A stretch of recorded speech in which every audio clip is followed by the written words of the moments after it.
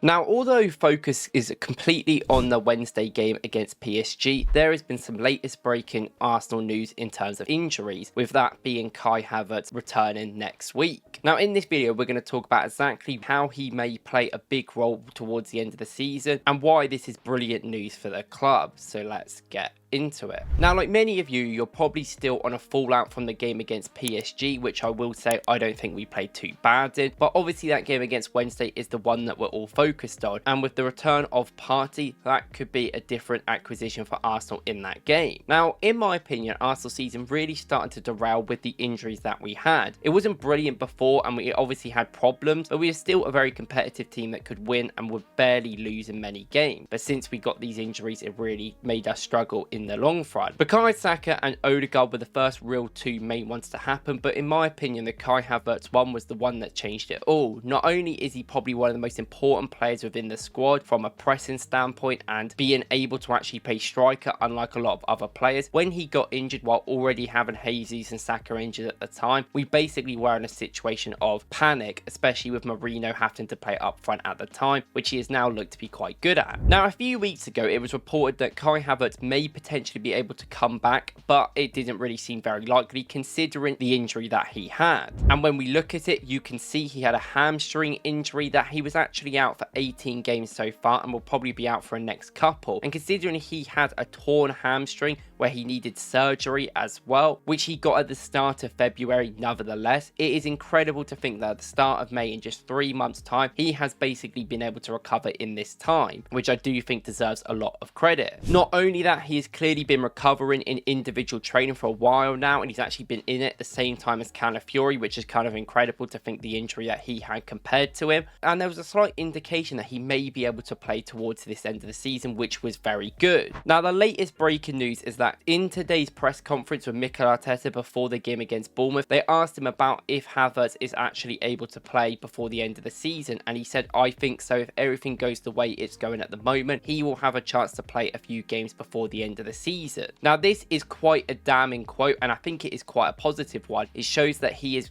really expecting him to play nevertheless. We know that Arteta likes keeping his cards close to his chest, and he doesn't usually announce these things unless he's mostly sure on it, which I do think we can be now. Another bit of interest in this is the fact he mentions it's a few games before the end of the season. Now, looking at our schedule, we do not have many games left. We've obviously got the game against Bournemouth tomorrow and that PSG semi-final, which we're all really focused on. And then we've got Liverpool, Newcastle and Southampton to end the season. So a couple of games mean he could be back for that Newcastle game, and then he maybe gets in for that Newcastle and Southampton games. And if Arsenal are able to beat PSG, then maybe he will be able to play in that final. And you think if he's been given 2 games or 3 weeks to kind of build up his fitness, there may be a situation where he could start in the final, very much the same as we saw with Saka, who built up that sort of fitness so he could start in the big Champions League games. But of course, we have to get there first. That is the main thing. And I do want to speak on his injury a little bit, because last season he played on 3,800 minutes for the club, 51 games overall, and he started most of them. And not only that, he obviously started every single game for Germany in the Euros, playing even more. And you compare that to this season, he was still on the same metrics. He had played 2,700 minutes until February, where he got injured. And I do think there needs to be an indication of him getting a little bit of rest next season and a little bit of time to not be the most important player at the club. Now, one of the major issues with that is on the wages. He is on 280 grand a week, and he's our most paid player within the club. Now, we all heard about Bukayo Saka basically be given a 300k week contract, so he will leap him, you would have to think, which I think we all agree is probably fair. But if Havertz is going to be a player that is seen as a facilitator next season, someone that maybe doesn't start in midfield, doesn't start up front, but can come into them positions, it does question why he is going to continue to stay at this club when he's on that amount of money. Now, he's not the only player, of course. We've still got Jesus, who's our second most paid player, who doesn't even play and has been injured for years. And obviously, Partey is on 200 grand a week, and next season you've got to think his minutes are going to be limited with Zubimendi coming in as well. So there is obviously a lot of other issues, I think, within the squad building in terms of weekly salary. It's going to be interesting. I don't think it's that big of a deal. We need a good bench. Anyone saw our bench against PSG, it was concerning. And I think out of anyone, Havertz has shown that he can be a facilitator in this new midfield role, which I think we have seen him work quite successfully over the last couple of times he's been used there, as much as it hasn't been that much recently. And even up front, he's always going to be an option. It's the same kind of idea I have with Mourinho, where I definitely think he can be an option moving on from this season up front if certain situations and certain game states go the way that would benefit him. And the reason why I say this is because the other day, John Cross from the Mirror, who isn't the best source in the world, honestly, but he did come out and say that Kai Havertz could well move back into midfield next season with the arrival of a new number 9. Now, this is something we all kind of expect, I think, in some way or another. We expect Havertz to still be a facilitator in that midfield role, and it's quite clear that Arteta, even in certain games last season and the start of this season, has tried to play different players up front, like Trossard, like Jesus when he is obviously fit, and play Havertz in midfield. And it has been working, I think, with Havertz. The rest of the team hasn't worked around it brilliantly, but that's not really on Havertz at the end of the day, and I still think there's an idea of getting him to work in this position if we sign a 9 in the summer, which I think we all expect is number 1 criteria, which we need to get. Now, Havertz is going to be a player that divides opinion within the club, because I think especially his finishing is quite poor, and people will mostly look at that from terms of a striker than all the other things he does off the ball great. But obviously there's some lack of pace there, some lack of conviction, and he's also not the best player in the world. He's a good player that we've made facilitate within this squad, but it is one of them other players that Arsenal have kind of found a home for in a role that he was not expected to be in. You could say the same about Ben White being that right back. You can argue with Rice being that left 8, even though I think maybe that was the idea looking at the attributes that Arteta probably identified, but it's definitely a thing up in the air that you've got to think about. And I think in terms of squad building going into next summer, it's going to be very interesting to see where Arsenal buy players. We've obviously had a lot of links to El Khanous from Leicester for about 25 to 30 mil, which is a signing I think we should be making, because I do think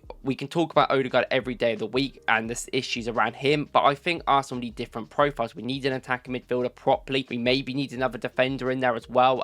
Yoel Hato is a little bit of a different left back / left centre back compared to Calafiori or Miles, and we just need more options. We need players that are going to be not maybe one-dimensional. I think maybe Trossard you could argue with, Martinelli in many ways is, especially going forward. So I do think maybe getting players that can offer different things will always be a benefit. But the thing is with Arsenal, we can definitely this year expect a striker, a DM to come in, being Zubimendi probably, and a left winger. But there's up to interpretation where they want to take the team. You know, re-signing Partey looks like it's going to happen, which I think means that we're going to probably look at an attacking midfielder, or even maybe a left back or a right back or a centre back. Some other positions that maybe weren't priority number 1, but Arsenal can shift around wages and keep Partey to make that happen, which is one of the only reasons why I see Partey re-signing being maybe a good thing. But overall, obviously the game that matters is the PSG game on Wednesday. I will be doing a video about Thomas Partey's involvement and how he can actually impact that game compared to the first leg, and how Arsenal can actually win at the end of the day, because I am still relatively confident, because I think I saw enough in that first game, but it's going to be tough nonetheless. And if you want to see my review of the first game, please go and check out the podcast with Forder where we went over it and what we expect from Arsenal going into the second leg. Thank you guys for watching. Let me know what you think in the comments, and I'll see you in the next one.